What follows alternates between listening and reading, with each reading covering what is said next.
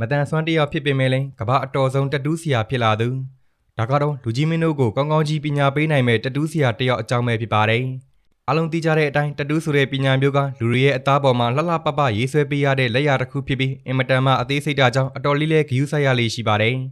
ဒီလိုမျိုးအင်မတန်မှဂရုစိုက်ရတဲ့တတူးပညာမျိုးကိုလက်နှစ်ဖက်ရှိတဲ့သူတွေကသာလုပ်နိုင်ကြပေမဲ့ဒီအမျိုးသားကတော့လက်နှစ်ဖက်မရှိတာတော့မှသူ့ကိုပညာရှင်တယောက်အဖြစ်သတ်မှတ်ပြီးသူ့တတူးကိုသဘောကျလို့တန်းစီနေတဲ့သူတွေကလည်းနေ့စဉ်နဲ့အမျှအယောက်90ထက်နည်းမနေခဲ့ပါဘူးလက်တစ်ဖက်လုံးမရှိတဲ့လူတစ်ယောက်ဟာဒီလိုမျိုးလက်ရသေးသက်လုံးနဲ့တတူးကိုထိုးနိုင်ဖို့ဆိုတာဘလုံးမှမဖြစ်နိုင်ပေမဲ့ဒီအမျိုးသားကတော့သူ့မှာလက်တစ်စုံမရှိတဲ့ခြေထောက်တစ်ဖက်ရှိသေးတယ်ဆိုတဲ့စိတ်ကိုမွေးထားတာကြောင့်လဲသူ့ဝါသနာပါရဒီဇိုင်းရေးဆွဲခြင်းပညာကိုနှဲ့ချွတ်လေ့လာခဲ့တာပဲဖြစ်ပါတယ်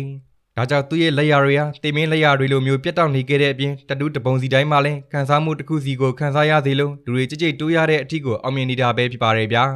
ဆိုတော့ပရိသတ်ကြီးတို့လည်းကို့မှာမပြည့်စုံလို့စိတ်သက်ကြနေစရာမလိုပါဘူးဝါသနာတစ်ခုကိုသာဒီဇိုင်းမမတ်လုံနိုင်ဖို့ပဲလိုအပ်ပါတယ်ဗျာ